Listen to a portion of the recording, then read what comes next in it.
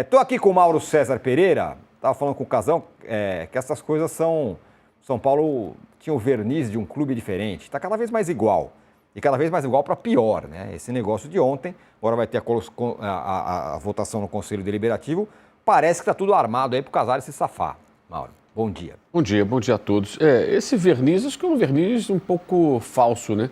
O verniz que talvez no passado as pessoas achassem isso bonito, que São Paulo posava como o clube aristocrata, o clube dos ricos, né? Isso. De homens influentes, poderosos, que se reúnem num conselho de notáveis e definem o futuro do clube.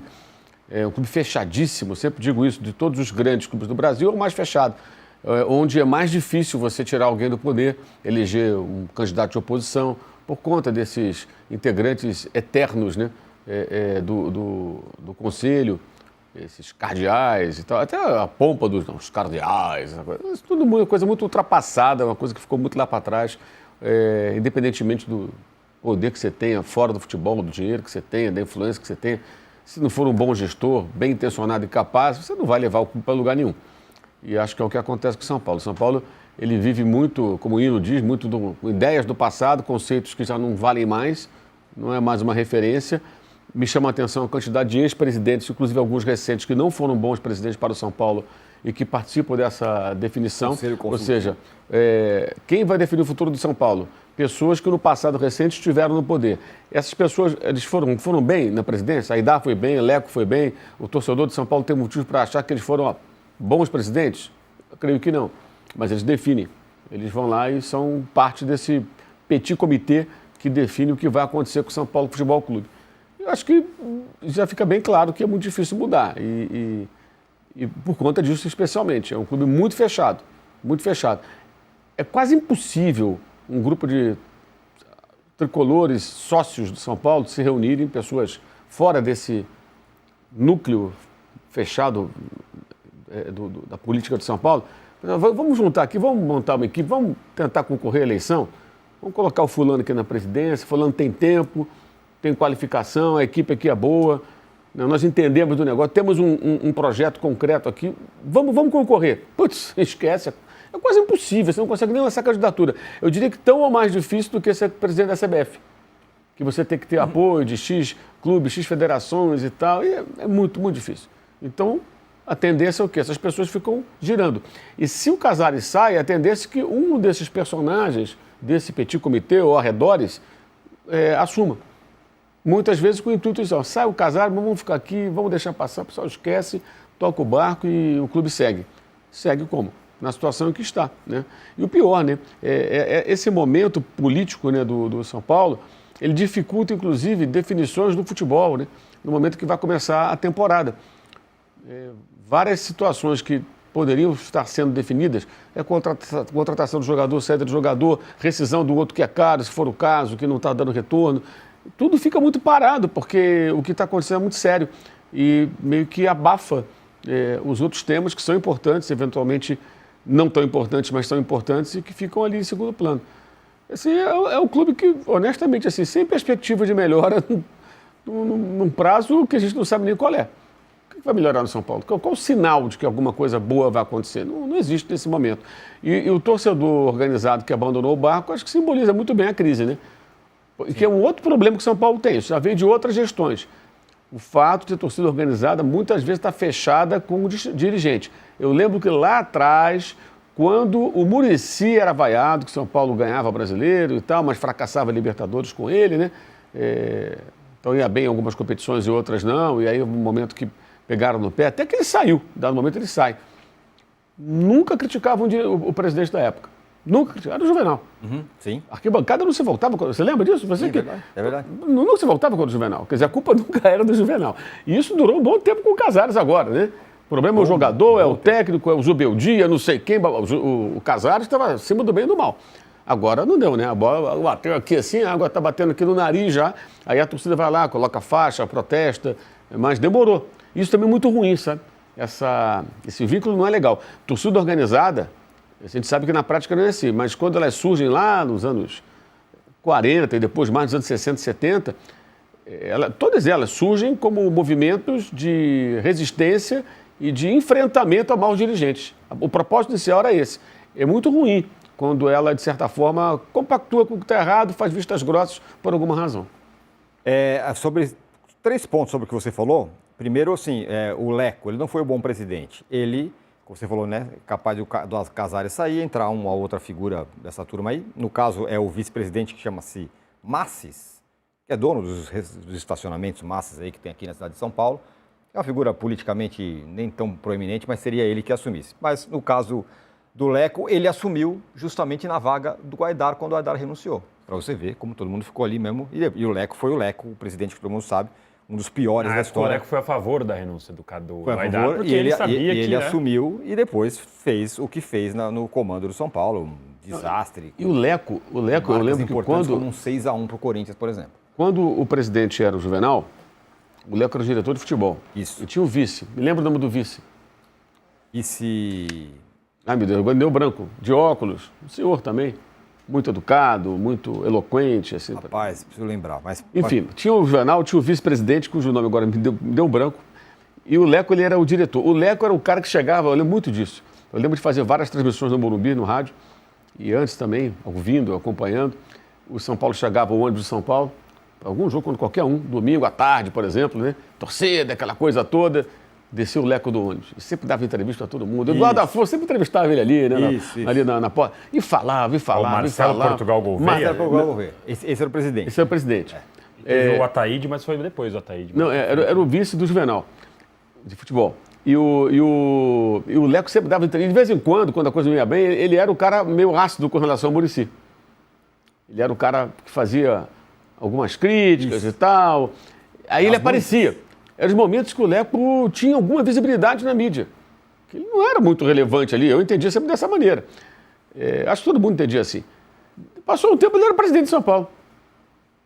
Exatamente. Acho que é João Paulo de Jesus Lopes. Exatamente. Era o João Paulo. O Leco... O João Paulo era um cara ponderado. Era um cara ponderado ali e tal. Sempre chegava ali com a palavra mais... Mas quando era o Leco, chegava às vezes com lança-chamas. Ele vira presidente de São Paulo. Ao longo do seu cargo como diretor de futebol, de vice de futebol, ele minou o Muricy por muitas vezes, muitas vezes. Quem segurou lá foi o Juvenal, que era o presidente, até que um dia ele conseguiu histórico demitir racha, o Muricy. né? Leco e Muricy é um racha histórico. Depois ele foi presidente, foi esse presidente que a gente conheceu bem. O torcedor Muricy, São Paulo, aliás, também está bem calado nesse momento. Ele está né? afastado com questões um pouco de saúde, não graves, mas ele não está nem participando das coisas. Só queria... A gente vai entrar agora no mercado, porque o São Paulo o Flamengo abriu o caminho para o São Paulo, enfim, contratar o Alan Volante. O Mauro pode até falar um pouco mais sobre isso, sobre quem é esse jogador, como é esse jogador. Então, as coisas estão talvez se encaminhando aí. Mas só para não deixar passar, na ata da reunião é uma ata curta, são 3 itens apenas da ata da reunião.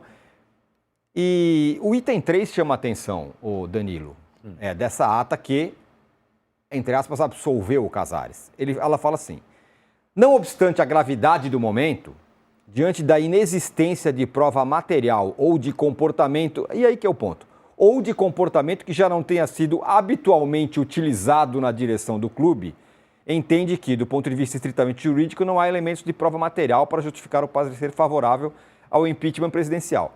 Se eu entendi bem, se eu não estou errado aqui no meu modo de compreender, essa prática da qual o Casares está sendo investigado habitualmente acontece no clube, então está tudo bem. Então, eu li esse documento ontem também, e eu também fiquei que nem você olhando para esse item 3, falei, como assim habitualmente? É normal o presidente receber dinheiro vivo em saques, 1,5 milhão em 29 meses, 50% da renda do presidente ser depositada em dinheiro vivo? Fiquei olhando como assim habitualmente. Para mim, 2 teses. Ou foi um ato falho, o cara simplesmente, putz, é normal, qual o problema? Né? Ou os caras compraram a versão do Casares, de que não, isso é bonificação e tal, que a gente sabe que pelo Estatuto do São Paulo, o Casares não poderia ser bonificado neste nível, porque ele já tem um salário, né? Diferentemente de vários outros presidentes de clubes de modelo associativo, que são ali pelo amor, pelo coração, o Casares ele é remunerado pelo Estatuto do São Paulo, um bom salário. Então, eu realmente fiquei olhando e falei, não pode ser. Tem uma outra tese, a gente sabe que advogado gosta de escrever bonito, gosta de usar palavras difíceis. Então, de repente, eles tentaram escrever alguma coisa que dá essa margem de interpretação, porque realmente não dá para entender o que eles quiseram dizer que não. Esta prática que o Casares está sendo investigado é habitual no São Paulo Futebol Clube. Como assim? Eu também fiquei na dúvida, seria legal se o Aidar, o Ives Gandra, qualquer um que assinou esse manifesto pudesse nos explicar o que eles quiseram dizer com esse item 3 aí. Pois é. Bom, então tá assim a situação. Vai ter a votação no Conselho Deliberativo do impeachment ou não do Casares. Vai ser dia 14 de janeiro, votação secreta e obrigatoriedade presencial, o que deixa a situação do Casares um pouco menos complicada, o que a torcida do São Paulo a grande maioria da torcida do São Paulo está enfurecida por conta disso. Agora, dentro de campo, reportagem aqui do nosso Valentim Furlan, o Flamengo deu sinal verde e o São Paulo avança pela contratação do Alan, um volante que está com nenhum espaço dentro do Flamengo. A questão do Flamengo que ele tem em todas as negociações que ele tem feito o Flamengo agora é que ele quer garantias e que não vai tomar calote, como tomou do Internacional com relação ao volante, esqueci o nome dele, o Thiago Maia. Ou outras aí, né? Então o Flamengo fala assim, olha, você me apresenta aqui as garantias que até eu negocio, sem isso não vai dar. Cansado de tomar calote de tudo que é lugar. Faz muito bem, né? Faz muito bem, exatamente. O Alan, ele chegou no Flamengo ele era muito disputado naquele momento, o Flamengo conseguiu a contratação, mas no Flamengo ele nunca se firmou, né, o Mauro? O Alan era uma obsessão do Sampaoli, em 2023, né? E o Sampaoli não sossegou enquanto não contrataram o Alan. Mas ele teve várias questões físicas, aliás, isso é um ponto importante. O São Paulo teve muitos jogadores contundidos, né? O Alan já teve vários problemas físicos. Tem um problema na planta do pé, vira e mexe, ele está fora de combate por conta disso. Não pode jogar na altitude, né? Tem algumas questões assim. Ele é um jogador, assim, ele não é um volante mordedor, pegador. É um volante de interceptação e passe. Circulação de bola, é um cara para isso. É um cara que tem bom passe, é um jogador de boa técnica. É muito mais de interceptar do que de ir lá e dar combate, roubar a bola, né? Isso, falando do Alan, num bom momento, né? E é um jogador de bom passe, um jogador que até combina com o tipo de jogo do Flamengo, mas ele foi ficando para trás, inclusive por conta dessas ausências, né? Vira e mexe não está disponível. Então você pega o casal Everton Araújo, o volante que veio da base, já passou à frente dele. Por quê? Porque está sempre disponível, quando precisa entra, aproveita melhor as oportunidades. É um jogador que o Flamengo quer negociar, o São Paulo quer contratar. O que eu soube do lado do Flamengo é que existem conversas, estão discutindo, me falaram, estamos vendo vários cenários para ver qual que se encaixa. E a grande questão é que o São Paulo também não tem dinheiro, né? Então esse é o ponto. E o Flamengo tem sim interesse no Marcos Antônio, que tentou contratar antes do São Paulo, ainda na gestão anterior do Dandim, com o Marcos Braz, com o Bruno Spindel, que hoje está no Cruzeiro, o Marcos Braz está no Remo. E o próprio jogador optou por ficar no São Paulo, que era uma situação de empréstimo, que ele tinha que fazer um número X de jogos para poder ser contratado. Ele queria ficar no Brasil. No São Paulo ele sabia que ele jogaria mais, no Flamengo teria mais concorrência. E o jogador foi para o São Paulo. O Flamengo já tinha interesse lá atrás, ainda tem. Isso aí tem interesse. Agora, não sei se o jogador vai ser envolvido em uma negociação. Se fosse o caso, é evidente que o Flamengo teria que compensar o São Paulo, porque é um jogador que está no momento melhor do que o Alan, está mais valorizado no mercado. Mas isso seria uma possibilidade. Eles estão discutindo para ver uma maneira de sair esse negócio. Agora, como eu falei há pouco, né, eu imagino que essa situação política me atrapalha. Como é que você assume um compromisso de comprar um jogador, de pagar X parcelas? O presidente do clube está nesse forrobodó todo, quer dizer, fica até difícil você tomar uma decisão. Assumir um compromisso, uma dívida, quem é que assina a garantia, né? O presidente vai assinar, amanhã ele pode não ser mais presidente, né?